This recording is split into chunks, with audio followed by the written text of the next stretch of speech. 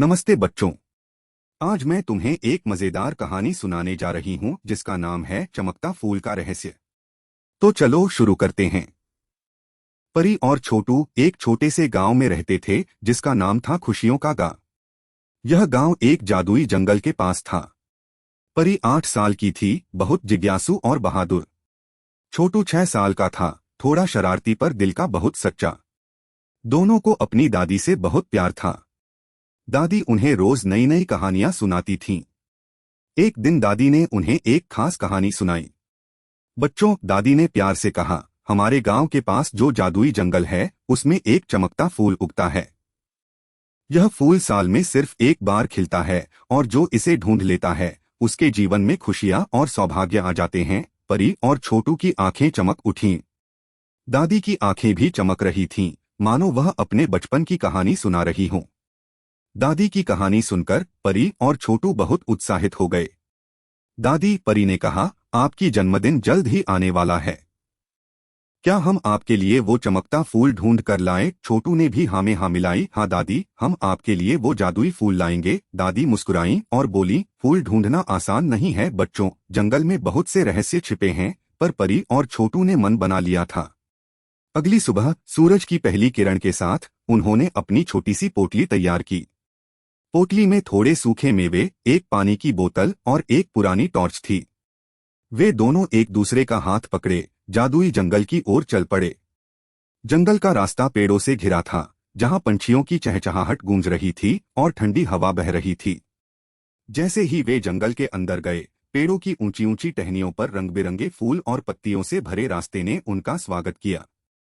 कुछ दूर चलने के बाद उन्हें एक पेड़ पर एक बहुत ही सुंदर रंगीन तोता दिखा। तोता बहुत बड़ा और चमकीले हरे रंग का था, जिसकी लाल चोंच और नीली पूंछ थी। वो मीठी आवाज में गा रहा था। परी ने धीरे से कहा, अरे वाह, यह तो कोई साधारण तोता नहीं लगता। छोटू ने हिम्मत करके आवाज दी, नमस्ते तोता भैया, क्या आप टिंकू तोता हैं? तोते ने अपनी चोंच हिलाई और कहा, हाँ बच्चों, मैं ही टिंकू तोता हूँ। तुम दोनों यहाँ कैसे? परी ने बताया, हम दादी के लिए चमकता फूल ढूंढने आए हैं। टिंकू तोता मुस्कुराया, अच्छा, तो तुम दोनों उस फूल को ढूंढना चाहते हो। यह आसान नहीं होगा, पर मैं तुम्हारी मदद कर सकता हूँ। टिंकू तोता ने अपनी पंख फड़फड़ाए और बोला, चमकता फूल ढूंढने के लिए तुम्हें 3 पहेलियां सुलझानी होंगी। यह रही तुम्हारी पहली पहेली, वहां जाओ जहां पानी हंसता है और उसकी हंसी से मोती झरता है।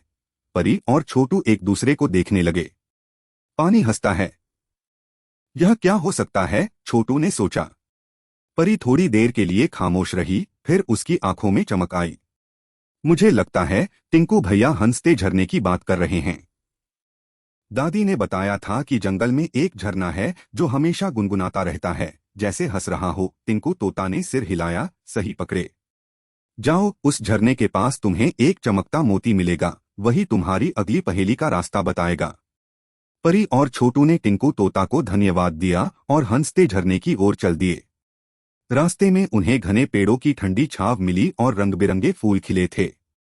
थोड़ी दूर चलने पर उन्हें पानी के गिरने की आवाज सुनाई दी, जो वाकई किसी के हंसने जैसी लग रही थी।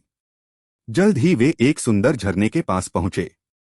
झरना चट्टानों से होकर नीचे गिर रहा था और उसकी बूंदें सूरज की रोशनी में मोतियों जैसी चमक रही थीं।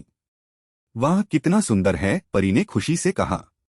छोटू ने पानी में हाथ डालकर देखा, पानी ठंडा ठंडा है और सच में लग रहा है जैसे झरना हंस रहा हो। झरने के पास ही एक बड़ी सी चट्टान पर उन्हें एक छोटा सा चमकीला कंकड़ दिखा। वह इतना चमक रहा था जैसे किसी ने उस पर चमकती धूल छिड़क दी हो। यही तो है वो मोती, परी बोली। परी ने झुककर चमकता कंकड़ उठाया। जैसे ही उसने कंकड़ उठाया, झाड़ियों के पीछे से एक भूरी लोमड़ी निकली। वह बहुत चालाक लग रही थी, जिसकी आंखें शरारती थीं। नमस्ते बच्चों, लोमड़ी ने अपनी पतली आवाज में कहा, यह कंकड़ तो मेरा है। तुम इसे लेकर कहाँ जा रहे हो? परी और छोटू चौंक गए। नहीं, यह तो हमारी पहेली का हिस्सा है, परी ने कहा। लोमड़ी मुस्कुराई, पहेली? हाँ हाँ, अगर तुम इसे लेना चाहते हो तो इसे मुझसे छीन कर दिखाओ। और इससे पहले कि वे कुछ समझ पाते, लोमड़ी ने झपट्टा मारा और कंकड़ परी के हाथ से छीनकर जंगल में तेजी से भागी। रुको लोमड़ी दीदी, छोटू चिल्लाया, पर लोमड़ी उसकी बात सुने बिना आगे बढ़ गई। लोमड़ी तेजी से दौड़ रही थी, पर परी और छोटू भी कम नहीं थे।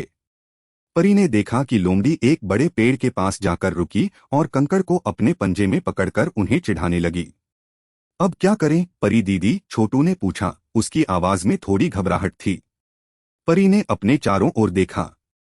उसे पास ही कुछ लाल लाल बेर दिखे। एक विचार उसके दिमाग में आया।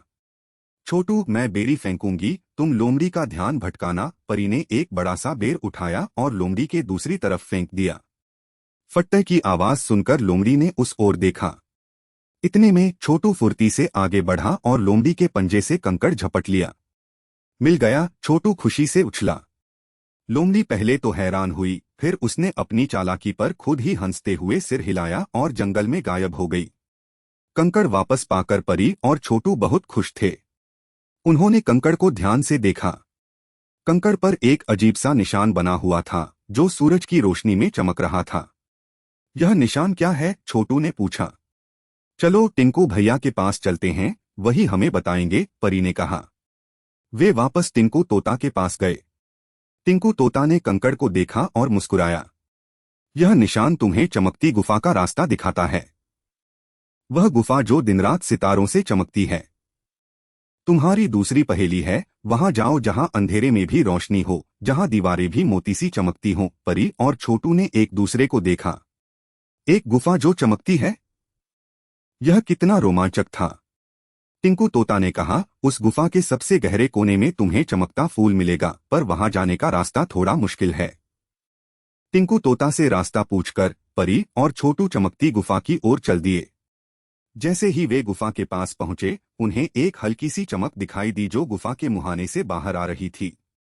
गुफा का मुंह बड़ा और थोड़ा डरावना लग रहा था, पर अंदर से आ रही चमक ने उन्हें आकर्षित किया।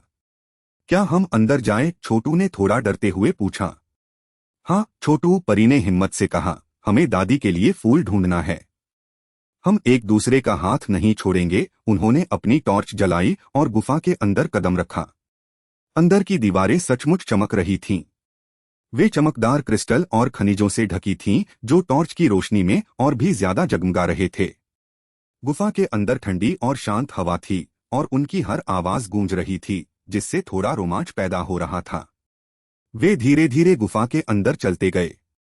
दीवारों पर चमकते क्रिस्टल इतने सुंदर थे कि छोटू उन्हें छूने से खुद को रोक नहीं पाया। वाह परी दीदी, यह तो जादू जैसा है, उसने कहा। गुफा के अंत में उन्हें एक और भी चमकदार रोशनी दिखी। रोशनी की तरफ बढ़ते हुए वे एक बड़े से हॉल में पहुंचे। वहां की छत से पानी की बूंदें टपक रही थीं, जो नीचे पत्थरों पर चमकती हुई गिर रही थीं। और वहां उस हॉल के बीचों बीच एक छोटे से तालाब के किनारे उन्हें वह चमकता फूल मिला। यह कोई एक बड़ा फूल नहीं था, बल्कि अनगिनत छोटे छोटे नीले और बैंगनी रंग के फूल थे, जो एक साथ खिलकर एक चमकदार कालीन जैसे दिख रहे थे। वे ऐसे चमक रहे थे जैसे जमीन पर तारे बिखर गए हों। उन्होंने कभी कल्पना भी नहीं की थी कि चमकता फूल इतना अद्भुत होगा। परी ने धीरे से एक सबसे सुंदर फूल तोड़ा और उसे सावधानी से अपनी पोटली में रख लिया। चमकता फूल पाकर परी और छोटू बहुत खुश थे। उनके चेहरे पर बड़ी सी मुस्कान थी। वे जल्दी जल्दी गुफा से बाहर निकले और वापस गांव की ओर चल दिए। रास्ते में वे टिंकू तोता के पास रुककर उसे धन्यवाद देना नहीं भूले। तुम दोनों ने कर दिखाया, टिंकू तोता ने खुशी से कहा। तुम्हारी बहादुरी और साथ ने तुम्हें फूल तक पहुंचा दिया। परी और छोटू गर्व महसूस कर रहे थे। वे घर पहुंचे तो देखा कि दादी के जन्मदिन की तैयारियां जोरों पर थीं। गांव के लोग और रिश्तेदार आए हुए थे। दादी उन्हें देखकर बहुत खुश हुई। परी ने अपनी पोटली खोली और चमकता फूल दादी को दिया। फूल की चमक से पूरा कमरा जगमगा उठा। दादी की आंखें नम हो गईं। यह उनके लिए सबसे अनमोल उपहार था। दादी ने चमकते फूल को प्यार से उठाया। यह फूल जितना चमकता है, उससे कहीं ज्यादा चमक तुम्हारे दिल में है, मेरे प्यारे बच्चों, दादी ने कहा। तुमने यह फूल अपनी मेहनत, हिम्मत और एक दूसरे के साथ से पाया है। दादी ने सबको उनकी रोमांचक यात्रा के बारे में बताया। गांव के लोग परी और छोटू की बहादुरी और टीम वर्क की कहानी सुनकर हैरान और खुश हुए। छोटू ने लोमड़ी से कंकड़ छीनने की कहानी सुनाई तो सब हंसने लगे। परी ने गुफा के अंदर के चमकदार क्रिस्टल के बारे में बताया।